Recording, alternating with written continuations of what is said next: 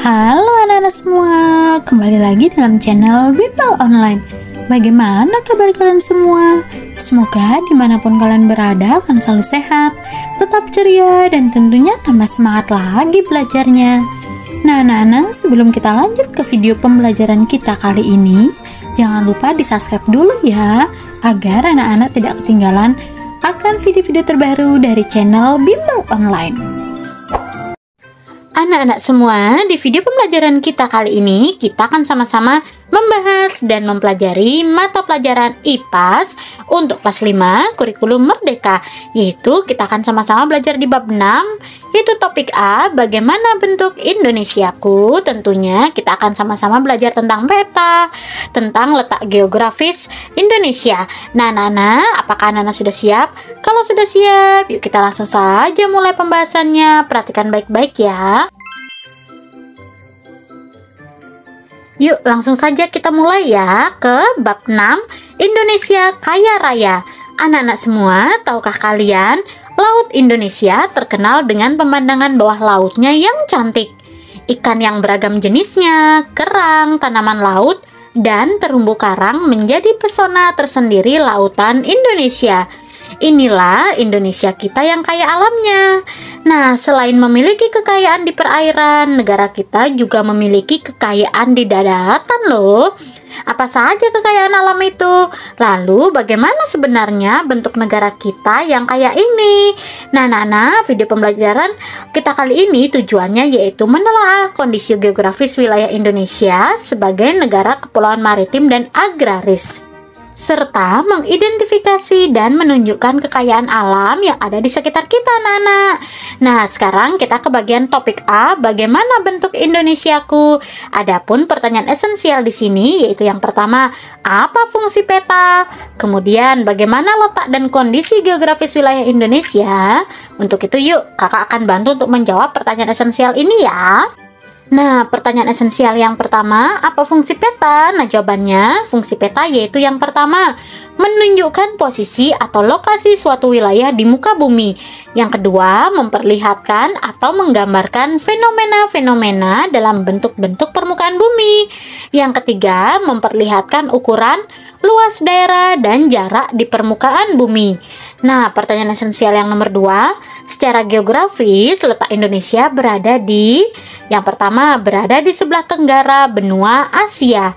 Yang kedua, berada di antara dua benua, yaitu benua Asia dan benua Australia. Dan yang ketiga, berada di antara dua samudra, yaitu Samudra Hindia dan Samudra Pasifik. Jawaban nomor 3, pengaruh letak geografis Indonesia terhadap kehidupan sosial masyarakat, yaitu munculnya keanekaragaman mata pencaharian, pola-pola pemukiman, tradisi, adat istiadat, budaya, dan aspek kehidupan sosial lainnya. Yang nomor 4, sebab Indonesia memiliki 17.508 buah pulau yang tersebar dari Sabang sampai Merauke. Nah, dengan jumlah pulau tersebut, Indonesia menjadi negara kepulauan terbesar di dunia, anak-anak. Dan jawaban yang nomor 5, Indonesia disebut negara maritim karena sebagian besar wilayahnya berupa wilayah lautan. Nah, adapun luas wilayah lautan di Indonesia mencapai 3.273.810 km persegi. Sedangkan luas daratan di Indonesia hanya 1.919.000 km, anak-anak. Nah, sementara itu, Indonesia disebut negara agraris karena memiliki wilayah daratan yang luas dan tanahnya subur sehingga cocok untuk bercocok tanam. Nah, sekarang yuk kita baca percakapan teman kita. Dara, apakah kamu bisa membaca peta ini? Tidak, Mia. Bu Mira bilang Indonesia adalah negara yang luas, tapi ini gambarnya terlihat kecil ya. Lalu, kota tempat tinggal kita ada di mana ya? Kita minta Bu Mira ajarkan saja yuk. Anak-anak semua, pernahkah kalian melihat peta? Umumnya, peta digunakan untuk menggambarkan kondisi geografis suatu wilayah pada bidang datar dengan skala tertentu. Nah, melalui peta, kita bisa melihat bentuk wilayah daerah tempat tinggal, pulau di mana kalian berada, bentuk negara Indonesia, hingga bentuk tempat-tempat lain di muka bumi ini, anak-anak. Nah, banyak informasi yang bisa kalian dapatkan melalui sebuah peta. Nah, anak-anak, kita mendapatkan kosakata baru, yaitu ada kata geografis. Geografis ini bersangkut paut dengan geografi, yaitu ilmu yang mempelajari tentang permukaan bumi, iklim, penduduk, flora fauna, serta hasil yang diperoleh dari bumi. Sekarang yuk kita ke bagian mencari tahu, yaitu membaca informasi peta. Nah, di sini kalian diminta untuk menyiapkan sebuah peta yang menunjukkan wilayah Indonesia. Kemudian, amati peta provinsi tempat tinggal kalian. Perhatikan gambarnya dan cari simbol-simbol yang ada di peta. Kemudian, carilah keterangan skala pada peta tersebut dan sampaikan gambar dan simbol yang kalian temukan kepada guru kalian. Nah, anak-anak, ini bisa kalian lakukan bersama guru dan teman-teman kalian ya. Nah, informasi umum pada peta. Ada informasi-informasi umum yang biasanya tercantum dalam sebuah peta, anak-anak. Perhatikan gambar berikut ini. Apakah kalian juga menemukan gambar atau keterangan yang sama di peta yang kalian amati?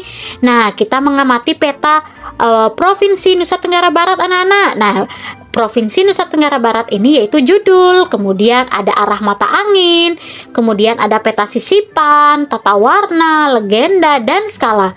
Apa sih Kak artinya dari masing-masing bagian ini? Yuk kita bahas satu persatu ya. Nah, kita mulai bahas dari yang bagian pertama, yaitu judul peta. Yaitu dalam setiap peta perlu ada judul untuk menginformasikan jenis peta. Kemudian arah mata angin, anak-anak. Nah, arah mata angin ini sebagai alat bantu untuk menentukan arah mata angin dari peta. Selanjutnya kita lihat di bagian skala. Nah, skala ini yaitu perbandingan ukuran besarnya gambar dengan keadaan yang sebenarnya.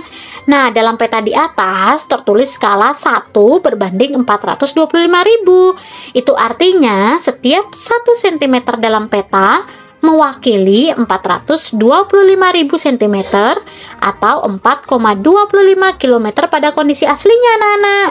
Kemudian ada simbol. Nah, simbol ini tanda pada peta untuk mewakili kondisi sesungguhnya. Ada legenda. Nah, legenda ini menjelaskan keterangan simbol, anak-anak. Tak hanya itu, anak-anak, ada peta sisipan. Nah, peta sisipan ini yaitu peta yang lebih detail yang disisipkan pada peta utama.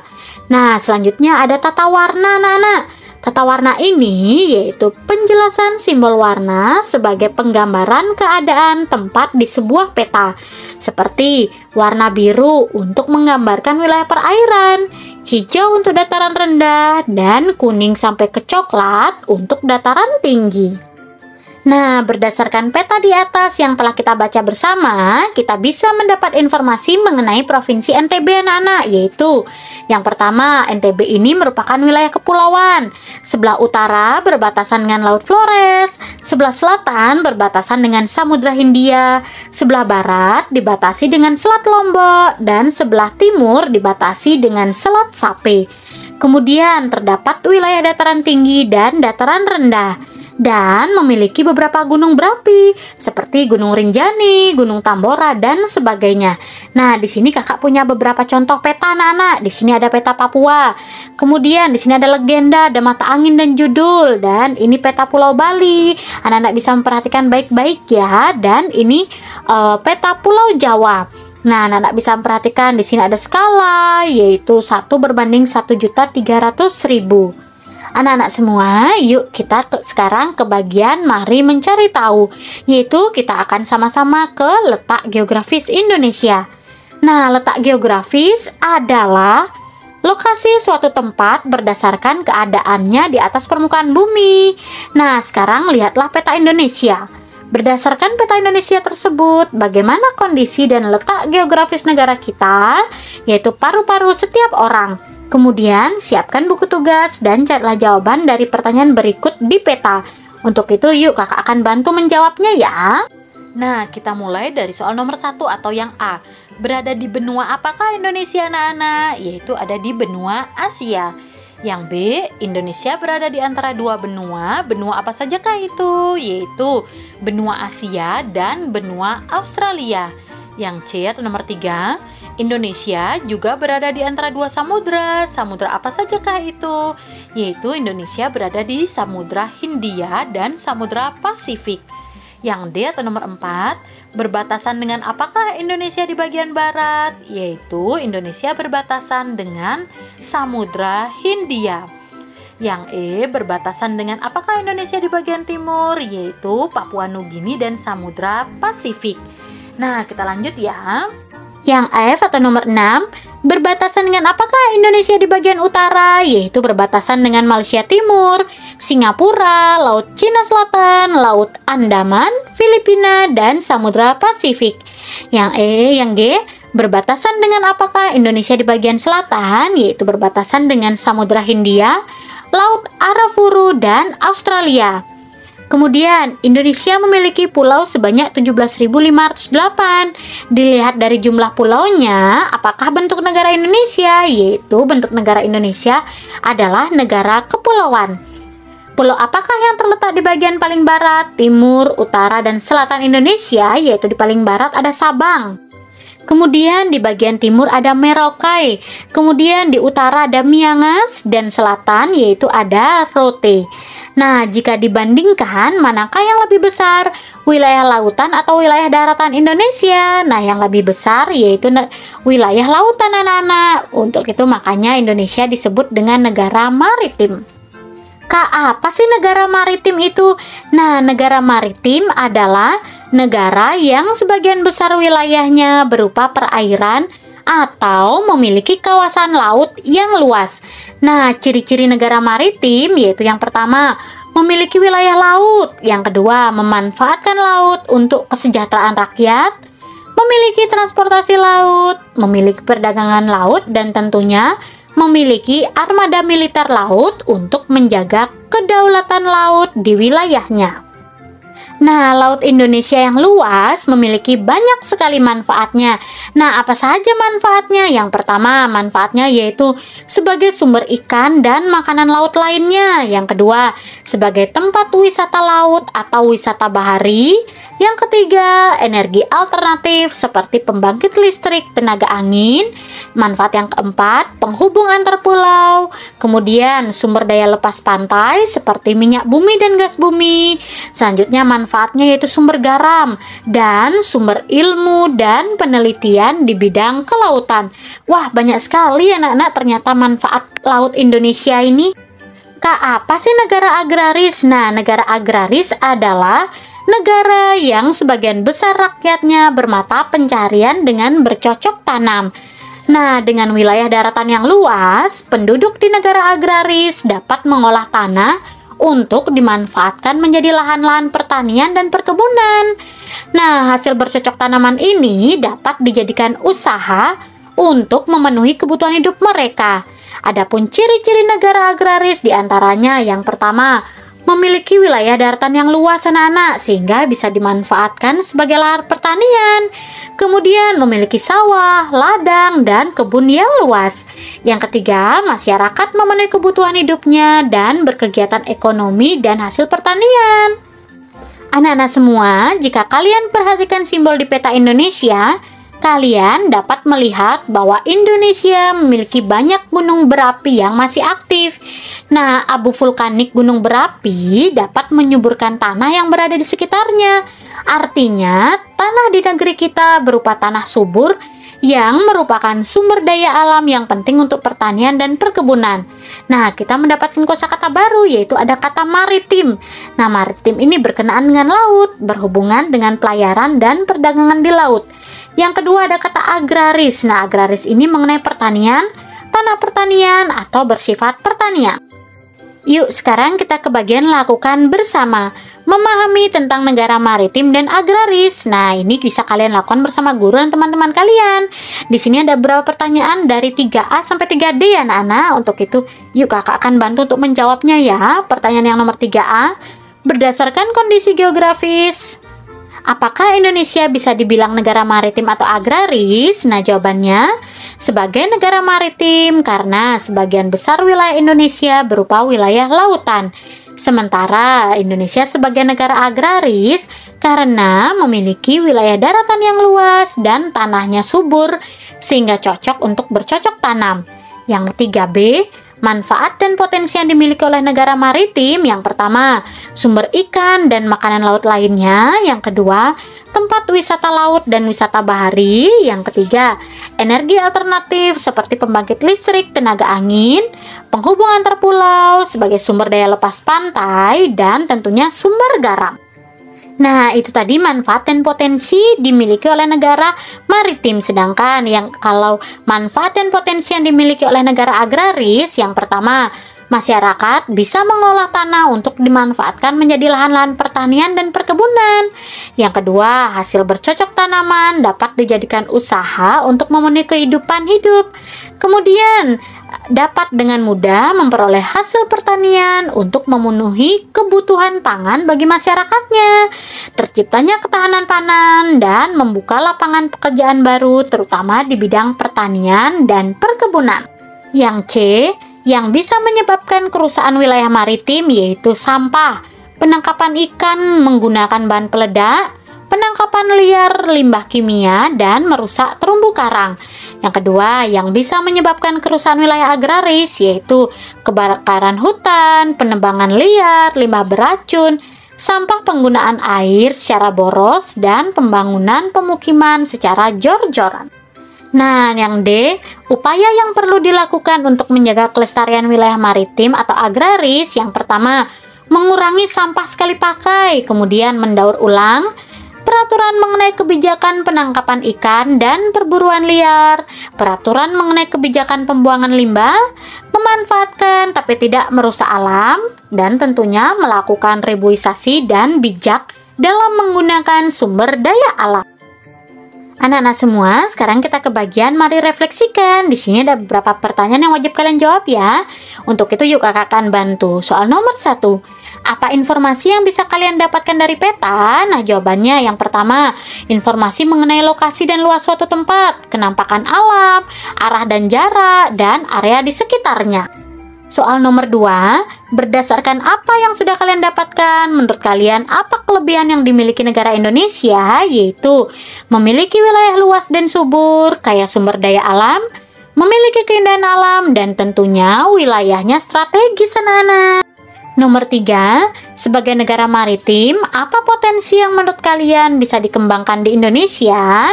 Nah, jawabannya, yang pertama, potensi dalam olahan makanan laut, energi alternatif, tempat wisata, penghasil garam, dan tentunya minyak bumi.